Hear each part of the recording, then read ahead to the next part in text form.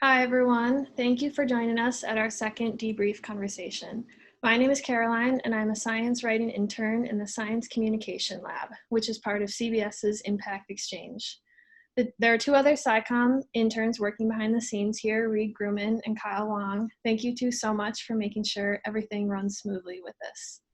The three of us decided to create this debrief conversation series because we feel like there is an overwhelming amount of new information coming at us right now about COVID and not enough places to digest it all. There are questions that seem to be on everyone's mind, like how did we get here, what's going to happen to the economy, and when will things get back to normal? So this debrief series is meant to be an opportunity for participants to ask these questions directly to experts in fields like public health, economics, sociology, and disease ecology. And we in the Science Communication Lab really hope that you find it helpful. Before we start this week's conversation, I just have a few logistics to go over with you all. It's pretty much the same as last week. If you were here, we're running this as a webinar so we can post it online without violating any privacy issues with your name and image, but we do hope that this event is still interactive. So please send your questions and comments in the chat box. We would love to read them to know exactly what you want answered, and Reed and Kyle will be monitoring it for comments to share back with the rest of you.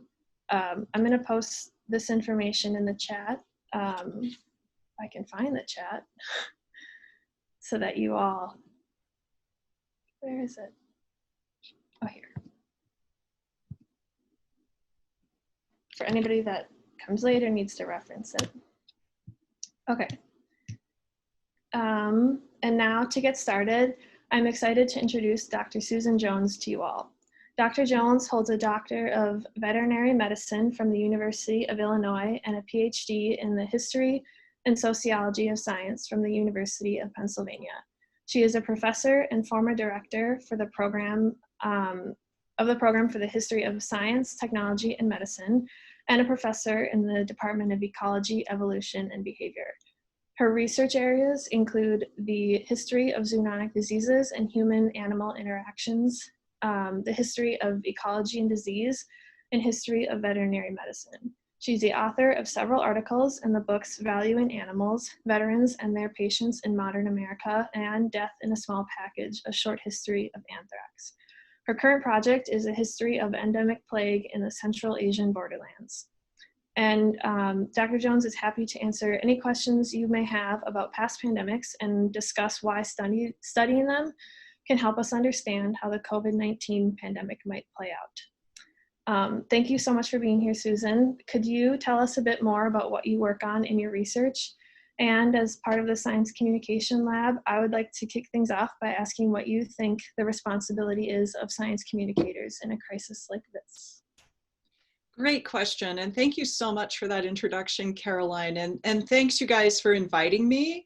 I'm really pleased to be here, and I'm so glad that CBS students are taking the lead in getting good information out there, which I think would be the crux of my answer to your question about what can science communication do.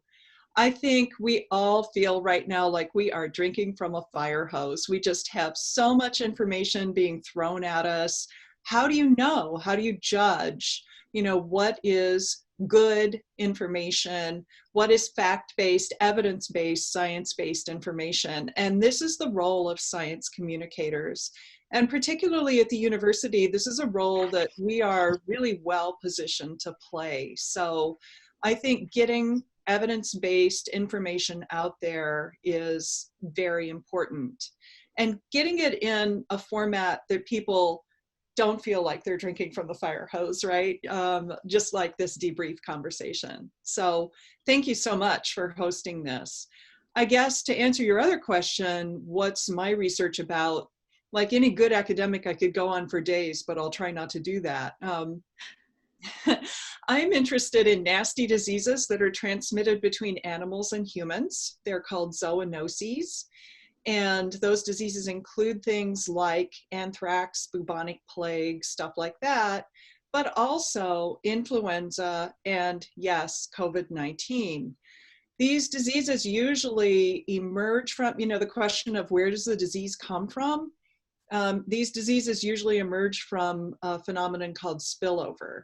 So I study spillover diseases. And I spend most of my time hanging out in the past 150 years, but because I also have the veterinary degree, I do use scientific types of information in my historical research. So I use ecological ideas, genomics, things like that, phylogenetics. So I guess that really, is the first question we might want to talk about today, is this idea of spillover. Most of our emerging and re-emerging diseases come from animals. So I like to say that I study a growth industry, sadly. But I will also say that that spillover event of a disease getting into a human population is pretty rare. So thankfully, we don't have to expect, I think, this kind of major world unsettling pandemic to happen often, thankfully, because viruses and bacteria really do not spill over easily into humans. They have to mutate to where they become a human-to-human transmission organism. And that's exactly what SARS-CoV-2 has done. I think the important point about that, though, that I want to make, and I make this point in my own research, is this. In order for spillover to happen, for the most part, it's humans that are causing it. It's our activities. We're disrupting the natural ecosystem of the disease, and usually this disruption is pretty intensive and ongoing, like a war, or humans tearing out forests and then moving into those disrupted landscapes. So that's a major point that we need to keep in mind, is how our own actions are encouraging these kinds of spillover events. And then how do we respond, right? And there's some lessons from history here, but one of them that I wanted to, just throw out there for us to talk about today is this idea that disease outbreaks, especially these pandemics, these global pandemics, exacerbate existing problems, not only with human interactions with our environment, but also social problems. So I'm talking about inequalities based on, race, class, ability, ethnicity, and other factors. Like, poorer people are more likely to have the underlying health conditions that make them more susceptible to serious manifestations of the disease. And healthcare, especially the expensive stuff like the ICU beds and the ventilators and those kinds of things, are, not available equally to everyone. I think it's important also to mention that COVID-19, like many of these diseases, is a crowd disease. So if you have people who are in congregate settings, such as institutions, prisons, etc., they are going to be particularly vulnerable. And this was true in 1918, and it's true today. And another thing that sadly is still true is the problem of xenophobia and scapegoating. This characterizes a response to pandemics throughout history. Jews were often blamed for outbreaks of plague during the Black Death. And today, of course, we have the blame game between the US and China. And in both places, racially motivated targeting of people who are thought to be linked to sources of COVID-19. So, this is unfortunately something that's been very much on my mind lately that we may want to talk about today. And then finally, I think we all want to know, how can we get back to how the world can bounce back as the pandemic hopefully slowly recedes. And I mean, slowly is pretty crucial for us to realize, I think, that COVID-19, even more than influenza, even as bad as flu was in 1918, COVID is a long and slow disease. It has a longer latency period. You can continue to shed virus for up to a month after you've had it. And until we have adequate testing and a vaccine, we're really going to be living with this virus and trying to keep it from flaring up. and burning through the population like influenza did in the fall of 1918. So our bounce back, one lesson from history is that our bounce back is going to take time, and we don't want to go too fast and cause a second wave. I can talk about that some more. Examples abound from a century ago. So, we need a plan, and I think that's where we are right now, with planning carefully for returning to reducing some of the social distancing and returning to having a functional economy. I guess, the one thing that's different now, fortunately, compared to the past, is that we just have so much more scientific and technological knowledge, Mm-hmm. and we have fast communication. So, Chinese researchers began posting the genetic sequencing data on SARS-CoV-2 at the end of December. And within hours, labs around the world were using those data to design a vaccine. So, as my co-author Marlene Zook and I say in a forthcoming op-ed piece, this isn't your grandfather's pandemic, and that is a good thing. So I guess that's what all I would start with, what I've been thinking about these days. Yeah, we have a lot to talk about with all those topics. Yeah. Thank you for all that, though. That was a good overview. So I'm looking at some of the questions that are coming in, and I'm wondering, to start things off, do you think, compared to in the past, is globalization making us more susceptible to this sort of global pandemic than we were in the past? Or I guess, what do you think of globalization now, the role of it? So globalization has been going on for a long time, for 1,000 years, basically. It's not, I think, that we're globalized. I think it's the speed of transmission of people and things that's different now. I think in terms of globalization, we have long histories of diseases moving through, and the Black Death is a good example of that, right? So in the 1340s, it moves from Central Asia into Europe, and within, 10 years has spread all the way through Europe. 10 years sounds like a long time, but in those days, for it to spread over land and by sea routes in 10 years is extraordinary. So I think it's fair to say that we were sharing diseases globally, for better or for worse, for a long time. But what's different now, and this really, I think, came up with SARS and with HIV/AIDS before that even, is that ordinary citizens can be on an airplane and be within 12 hours halfway around the world, most of the way around the world.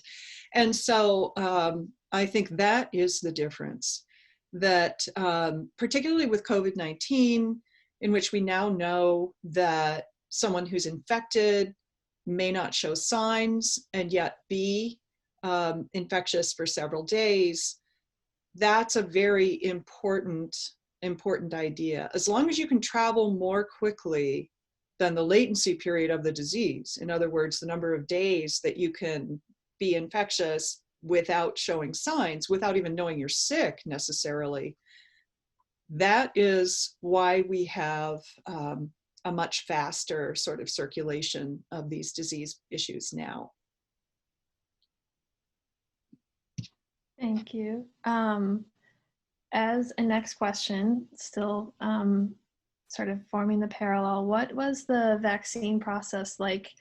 Were there vaccines? What was the process like to develop the vaccines compared to now, when you say we have the genome sequencing around the world within hours of it being developed? Right. And oh man, can I talk about this or what? Influenza in 1918, right? Vaccines, first of all, what did they know in 1918? They did not know that influenza was caused by a virus. They didn't know what a virus was. They couldn't see viruses until the development of the electron microscope in the 1930s. So imagine how terrifying it would be if you were in the middle of a pandemic like this And it was some mysterious cause that you just couldn't, you knew that in fact, they called it a filterable virus, but the word virus simply meant like a germ, right? Just sort of a generic term. They had no idea what it was. And so they were really shooting into the dark when they were creating vaccines. And for a while, it seemed as though someone had found, well, this was not just someone, this was a very well-known scientist, a guy named Pfeiffer, found a bacillus, meaning a bacterium, in dead patients that just seemed to him like it was, just their lungs were full of this bacillus, so this must be the cause, right? So he made a vaccine out of this bacillus. Other people used it. The idea spread widely around the world. It was used in the United States, but just amazingly, these bacteria were sourced not just from laboratories, but from dead bodies at the morgue, right? I mean, they would literally go and raid lungs in dead bodies at the morgue to get this material to make these vaccines. And anyone could make a vaccine. Your doctor down the street could make a vaccine if he wanted to, and he could start injecting it into people, into his patients, and people did. All kinds of people made vaccines. Horace Greeley, the physician, made a vaccine. So it's just incredible that this sort of unrestrained marketplace, like we didn't have an FDA regulating all this stuff at that point, existed. The other thing to note was the US Army was desperate to figure out a way to protect soldiers because they were one of the hardest hit populations. And in fact, it was supposed to have traveled basically with the military through military camps. So they did mandatory vaccination of these vaccines that were basically untested, worthless against the virus, right? And perhaps caused as many adverse effects as they did any good, right? But it was all they had. Companies had their workers, mandated that their workers take these vaccines. Hundreds of thousands of people took these vaccines, and we don't even know what they were taking. To this day, we really, don't know what many of these vaccines were even made of.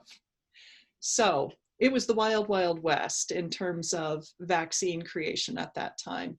The other thing they tended to do is they tended to inject infectious material into horses, wait a little while, and then take the horse, get some blood from the horses and take the plasma from that blood and then start injecting that into people, right? So all kinds of things that, they were desperate enough to try, but I sure am glad I live now and not then.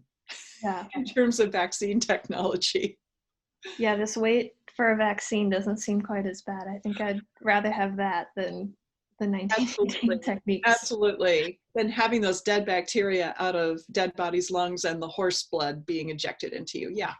Yeah, I'll pass on that. Thank you. So this question is from Chris. What are some possible environmental causes to the development and rapid spread of COVID-19? Okay, environmental causes to the development and the rapid spread of COVID-19. So we do not know where exactly this virus came from. Here's what we know. What we know is we have the genetic sequence of the virus in humans. Then scientists compare that to viruses that they have found in other animals. In this case, the other animal that is closest to humans in terms of the genetic sequence of its virus is the bat, right? This bat in China. Now, I will remind you that we share 98% of our genes with chimpanzees, and our coronavirus, SARS-CoV-2, shares only 96% of its genes with this bat virus. So it's genetic material. So, right, it's all relative. Right. The other thing that they have found is that our virus shares 90% of its genetic material with a virus that inhabits pangolins. Pangolins are little anteaters. They're actually kind of cute. Um, and they have their scales on the outside of their skin are used in traditional medicine in Asia. So they are the world's most highly trafficked, illegally trafficked animal, and they're endangered. So the hypothesis is that this virus originated with bats, moved through an intermediate host in which it mutated further, perhaps the pangolin, perhaps not, we don't know, and then got into people. Now, many of the early cases were associated with this wet market in Wuhan. We've all read about that, but not all of them. And the very first case actually wasn't. So we do not know exactly where this virus came from or what the chain of transmission was. We suspect that it had an environmental cause because human populations have no immunity to it whatsoever. So, I love this quote from David Quammen in his book, Spillover. He says, when the trees fall and the native animals are slaughtered, the native germs fly like dust from a demolished warehouse. So he's pointing to all of these incursions that we make into environments disturbing these ecosystems. And I would suspect, although we don't know, that that's where it came from. Now, how it develops so fast and really takes hold in the human population, the aforementioned lack of any immunity. This is a novel coronavirus. Novel is epi-speak for humans have never seen it before. So those are sort of the facts on the ground about what we know about the early, how it took hold in human populations, the early development. Okay. And now that it has gotten into humans, do you see, or how concerning do you see the transmission of SARS-CoV-2 to the Bronx lion or tigers?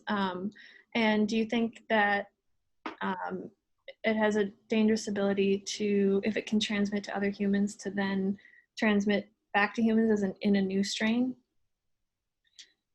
So this was something, when I first heard this news, I was skeptical. I didn't actually believe it, because what we know about coronaviruses are that they don't mutate as fast as influenza viruses do, and they tend to be picky about their hosts. So a given coronavirus strain will usually only infect its preferred host. Now, after realizing that 3 different very reputable labs, 2 of them veterinary labs, the National Diagnostic Veterinary Lab and the lab at Cornell University, had confirmed that this was a human virus, SARS-CoV-2. Okay, then I accepted that Nadia the tiger really did have COVID-19, and she got it from one of her keepers. So we now know we do have a proven case now of humans, because the keeper tested positive as well, of humans transmitting to felids. Felids meaning cats in this case, a tiger, right? Big cats. Now, we also know that there have been a couple of identified cases in domestic cats, in China particularly, and there may be more out there.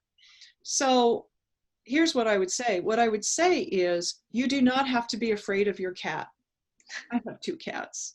And what about our dogs? I have 2 dogs. No, you don't have to be afraid of your dogs either. Dogs are actually more resistant to it than cats are, apparently.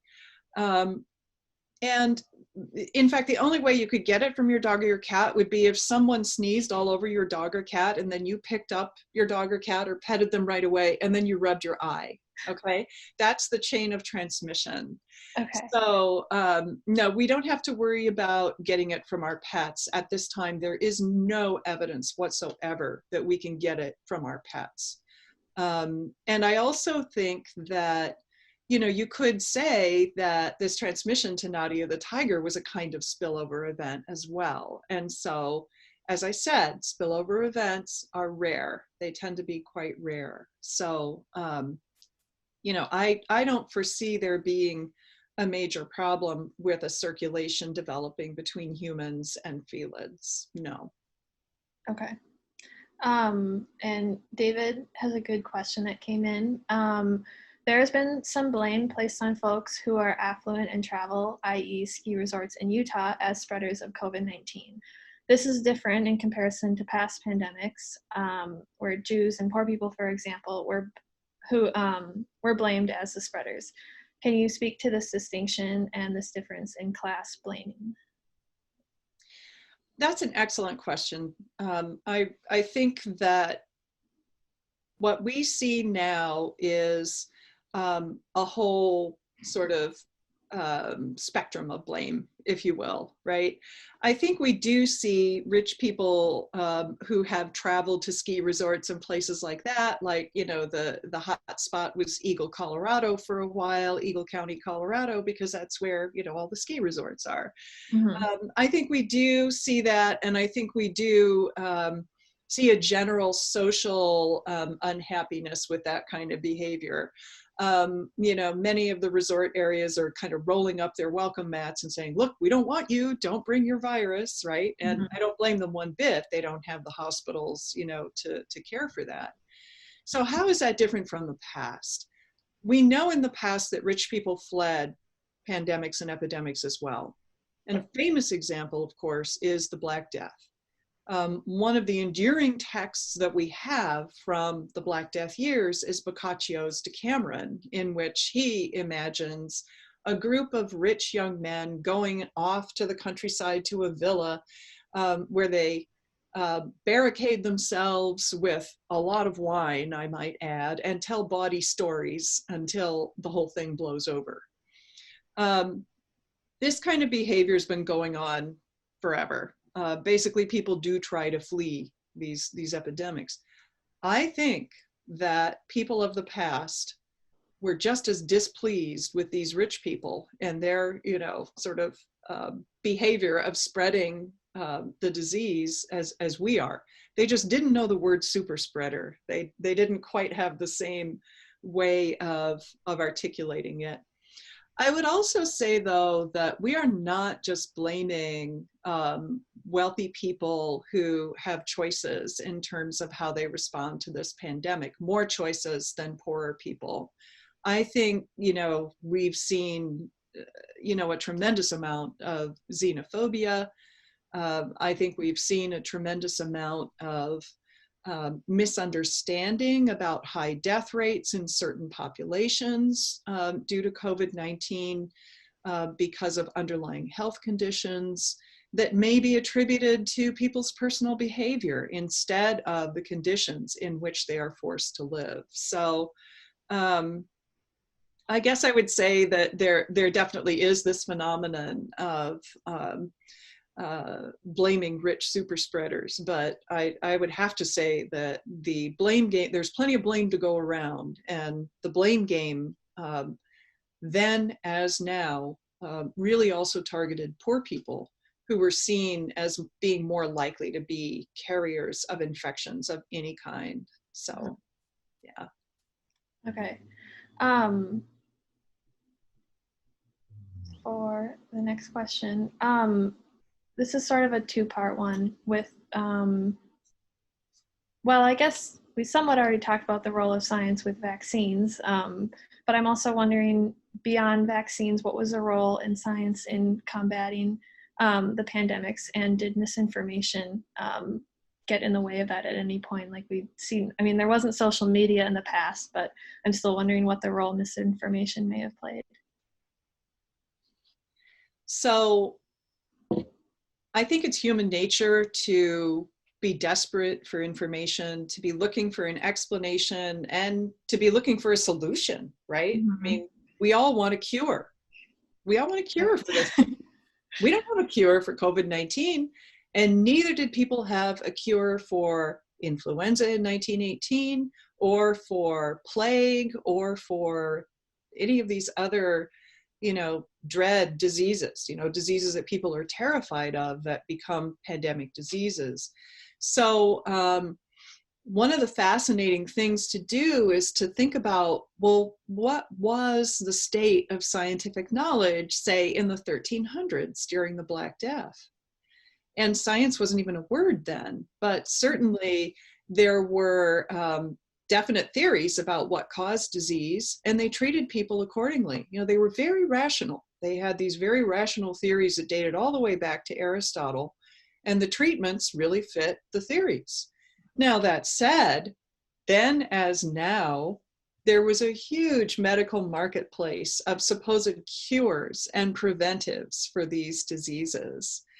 All kinds of things, from, garlic to certain medicinal plants, to go out and pray to the full moon at midnight, to all these kinds of things. And I think it's very clear that people are still looking for those kinds of things today. So that's one kind of misinformation. Another kind of misinformation deals with who can spread the disease and where you're most likely to get it, or how you're most likely to get it. So I know that there have been, certainly cases of people these days, just in the last few days, in fact, that I've read about, where people have been accosted on the street and said, oh, the disease came from you and your people. And here in the United States, it tends to be people who look Asian, right? People, Chinese people, oh, it came from China. It's the Chinese virus, our president tells us. Then in China, I was just reading today, where there's a significant but small African population in Guangzhou, Africans are being targeted by Chinese people. Oh, you Africans brought it here to China, right? So no matter where we are, we always want to see diseases coming from someone else. And it doesn't matter almost what the information is that we have that tells us otherwise. So I think misinformation, the lesson there is that misinformation tends to follow our preconceptions.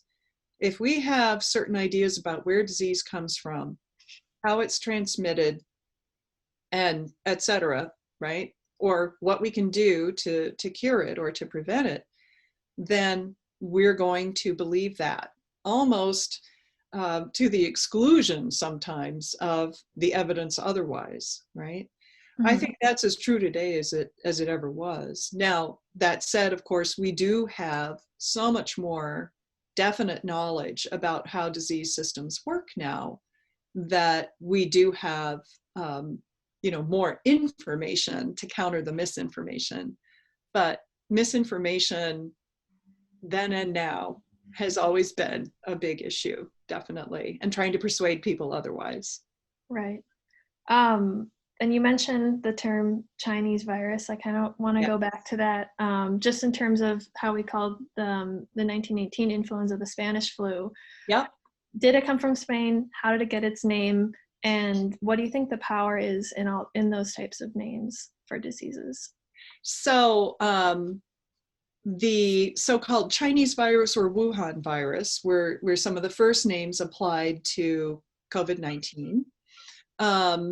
You may not, you won't remember this, you weren't born yet, but the very first name applied to HIV/AIDS was GRID, gay-related immunodeficiency, right? Because of the population in which doctors found it. But this, of course, labeled a particular population as disease-ridden with this disease. Spanish influenza was so called because reports appeared in the Spanish press about outbreaks of this disease during World War I, because Spain was a neutral country.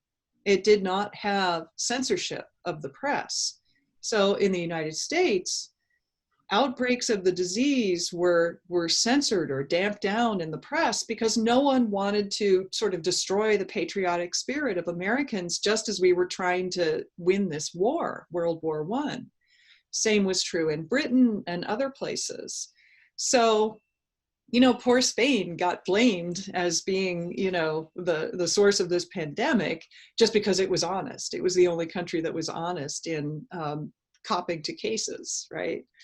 So I guess I would say that what we've tried to learn from that, and the World Health Organization has rules to this effect, right?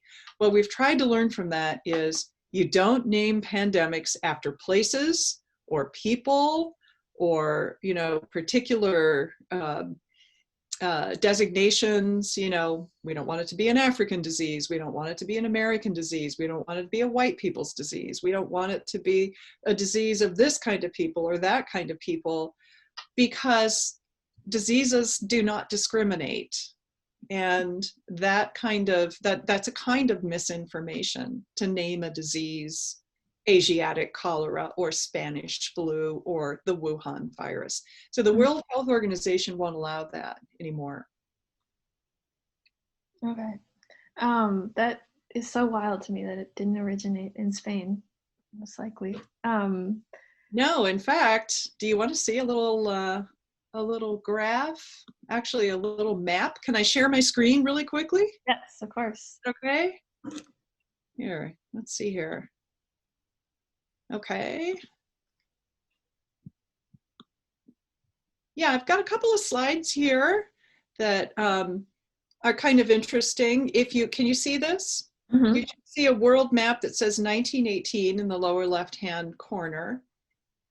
So in 1918, reporting was not obviously as fast or as efficient as it is today. So what these dots represent are when nations reported their cases, or the earliest that historians can find any reporting, and not just official medical reporting, but just in newspapers or other sources, military sources, that kind of thing. Look, the United States is where it first appeared in March 1918. Europe reports it in May. There are various parts of the world that report it in June, probably because by June, it's already going around the world on ships, right? And then over here, we have Asia reporting in August. Now, that's not to say that it wasn't there in August, but that's the first we heard of it, right? So I think it's important to recognize that, although poor Spain got labeled as the source of influenza, it pretty clearly was here before it was ever there. So, Wow. Food for thought. Thank you. So this question is from Rena. How can we explain the idea that some people are infected with COVID-19 and never show symptoms while also maintaining the statement that there is no natural human immunity? Okay. So how can Rena says there's no natural human immunity, but some people appear to, sorry, could you tell me again? How can we explain the idea that some people are infected with COVID-19 and never show symptoms while also maintaining the statement that there is no natural human immunity? Okay, yeah. So these people who are infected, but who are not yet showing symptoms. So we don't exactly know all the biochemical mechanisms of exactly how this virus works. Once the spike protein gets the virus into the cells, we don't know what regulates how quickly it's going to generate new copies of the virus. So the jury's still out on that. The science is still not really known on that. Okay. But we do know that it is generating copies of the virus. And the virus usually affects you in your throat and lungs. So it may be that you don't have enough of a virus load to make your body sick, to, in other words, cause a major full body immune response, i.e. a fever, but you're still breathing it out with every breath because it lives in the throat and lungs, right? These respiratory viruses, that's how they spread. So droplet spread or sharing, utensils or food or kissing or anything like that, people can definitely be spreading it, even though they don't have any immunity. They just may not have built up enough of a virus load in their bodies yet to manifest a fever. Okay. Okay, we're going to move on to kind of the million-dollar question here. Uh-oh. How long did it take to go back to normal in 1918? And did some places open up too early? What happened then? What were the lasting effects? Yeah, wow. This is a Loaded question. big question. In part because I think it's fair to say that historians would debate, or at least discuss, the idea of whether the world ever went back to normal after influenza in 1918, 1919. It took, so in terms of, you know, the sort of nitty gritty of that question, like when can we stop social distancing and things like that, right? The problem that they had was that they weren't going to have an effective vaccine. They didn't know that. They also did not have effective tests, either for the virus itself in the body or for immunity. So they couldn't tell who had immunity to it, things like that. We have those two tools, or are going to have those two tools.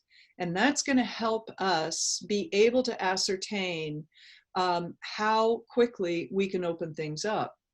Now, the lessons of history, unfortunately, are clear.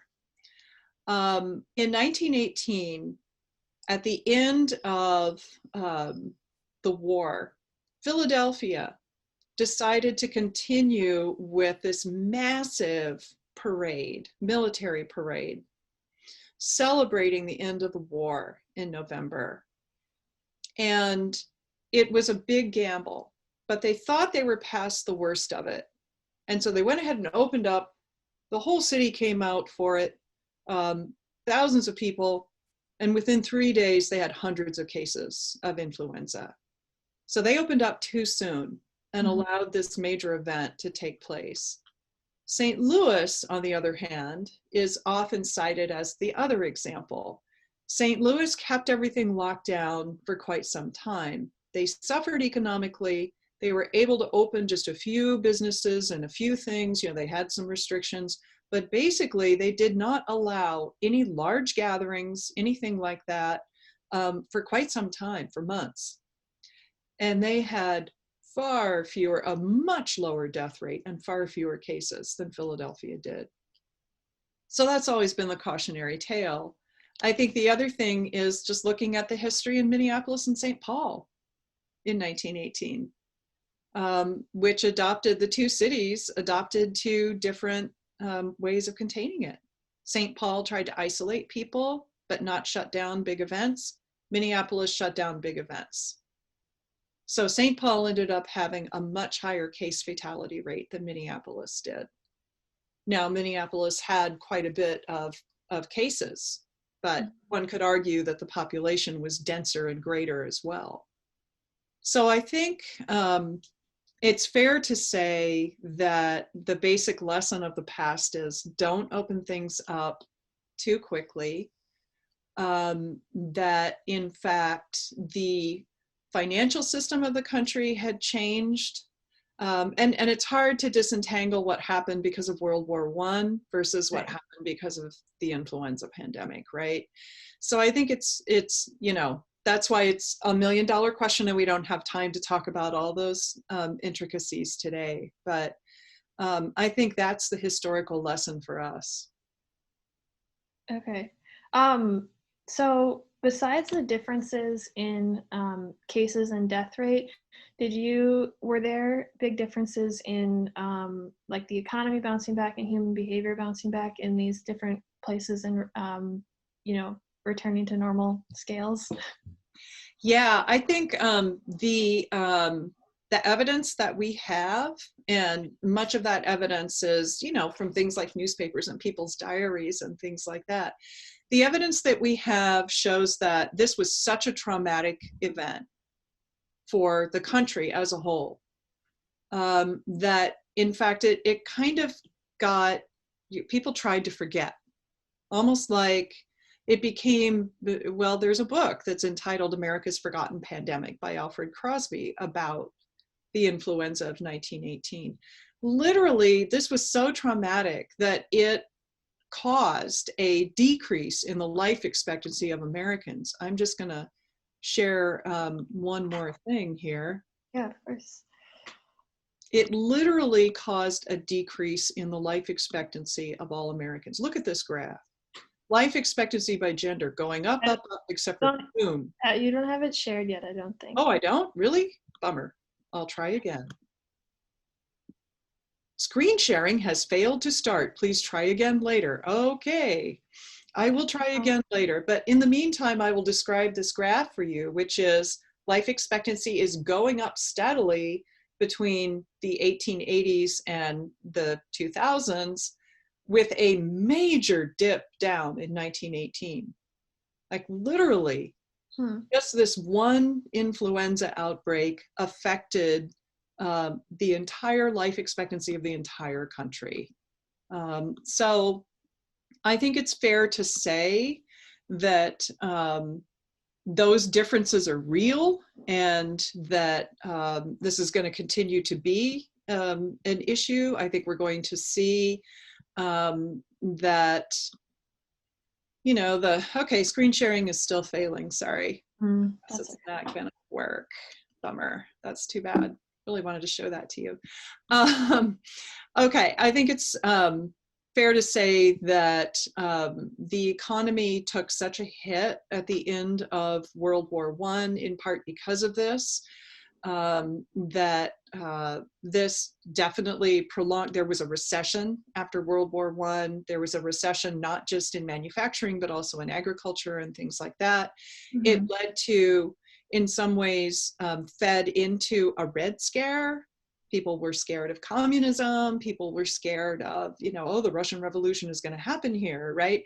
All kinds of, you know, weird paranoias. So hopefully we will not experience that this time. But I think it's fair to say that it was a major, major disruption, and that in some ways, just trying to forget it was the major way that succeeding generations dealt with it. Okay.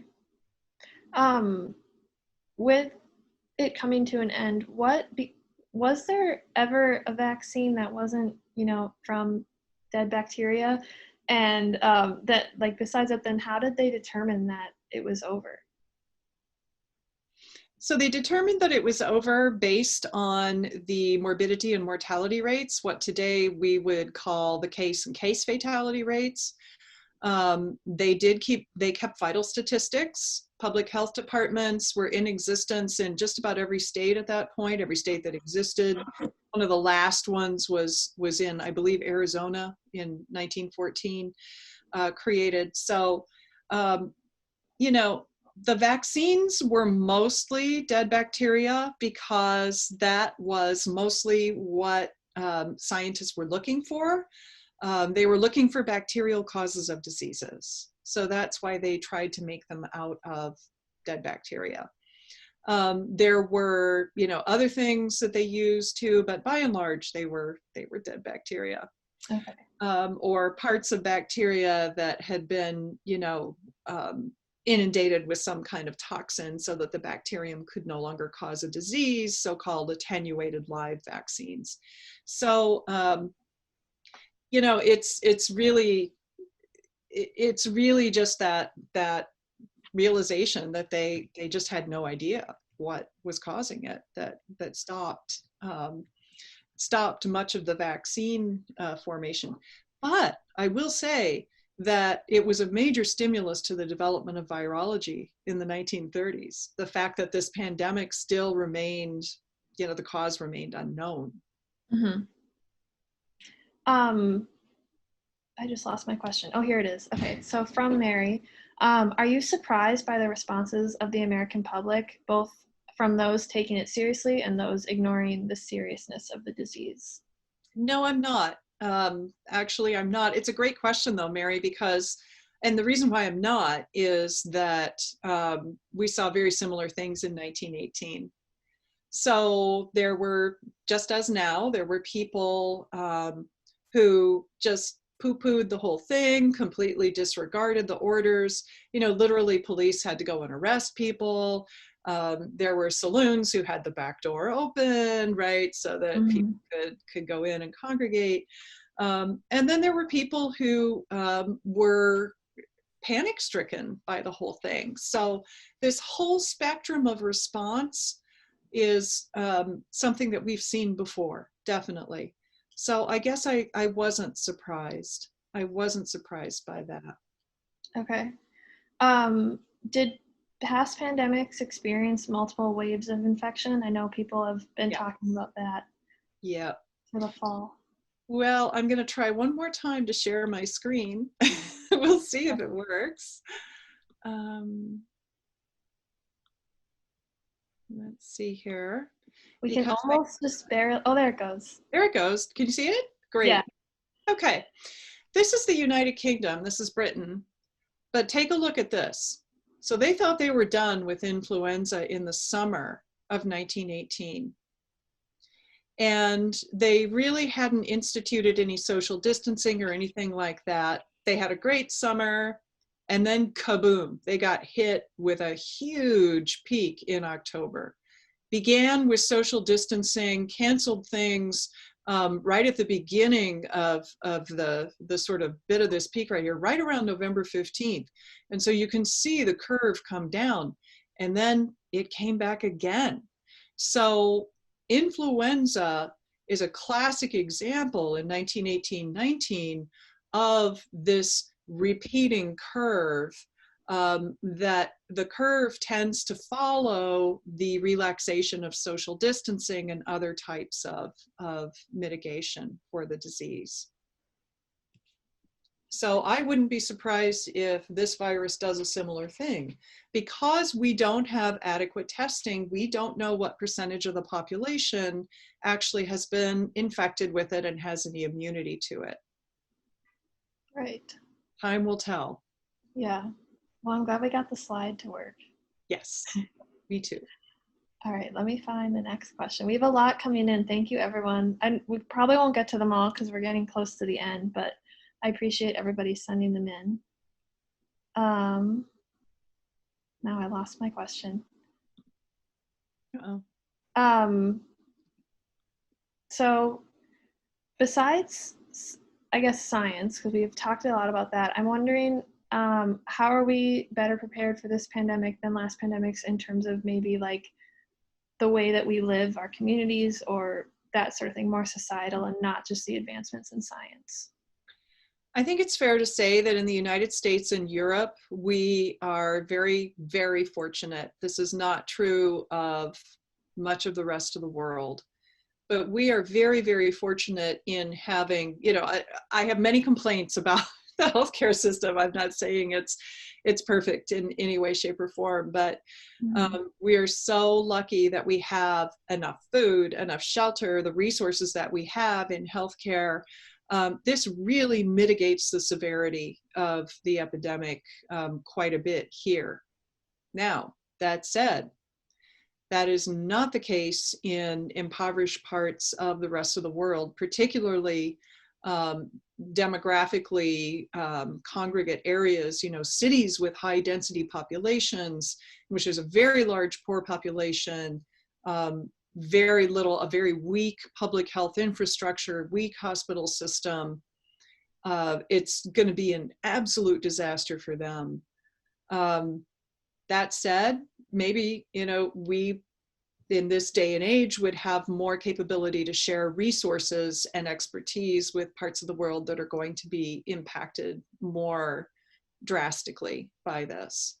So I think we're very fortunate that we live when we do. Besides, the scientific advances, I think we're certainly better off in terms of, the basic things that we need: reasonable food, shelter, et cetera, to keep ourselves healthy. Okay. Not everyone, of course, but overall. Right. Would you want to stop sharing your screen unless you have Oh, I'm other sorry. I questions, thought I Michelle? had. I just noticed it now because I was looking Okay. at our I questions. do want to show you one thing, which is, and then I'll just stop sharing Yeah. totally.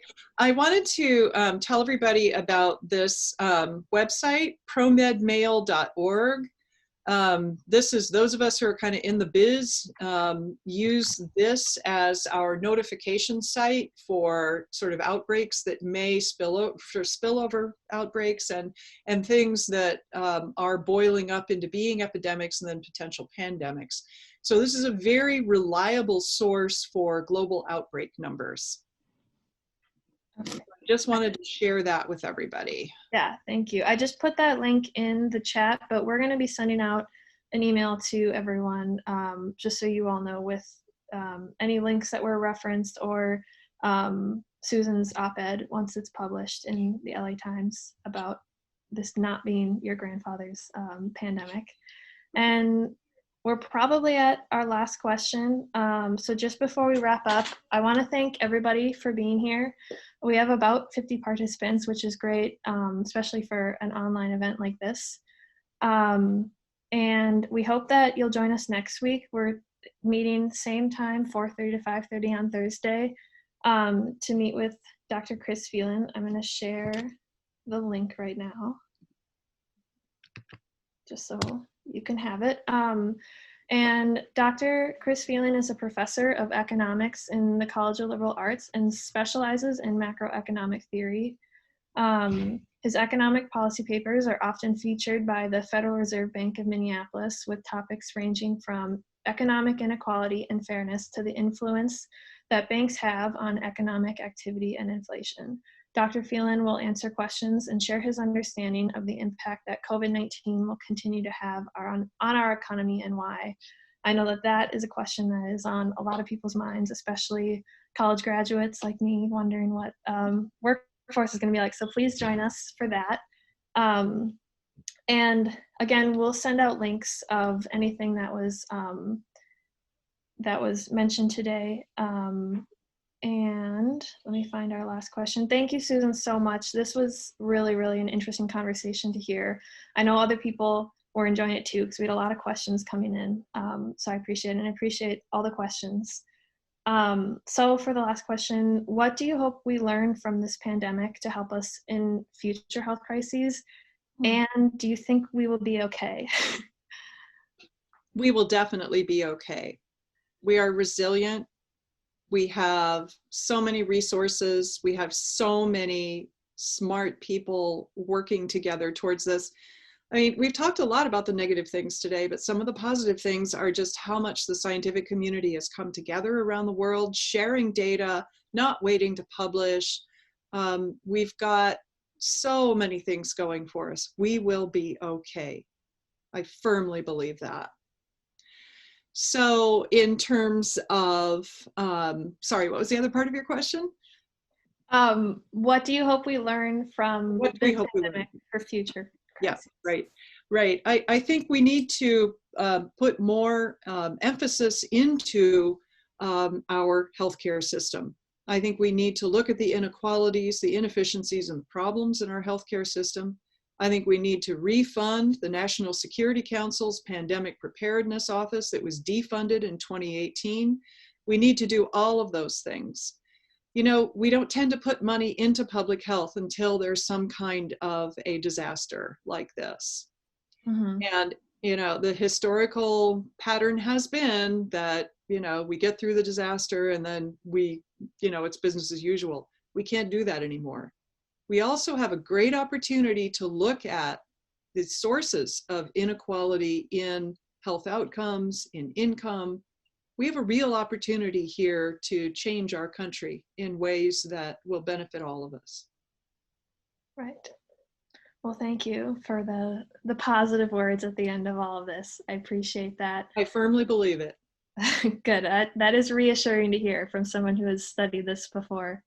So again, thank you everybody for joining, and thank you again so much, Susan. This was a great conversation, and I hope to see everybody back, or I guess hear everybody back next week. Thank you. Thanks, Caroline. Bye, everyone. Stay well.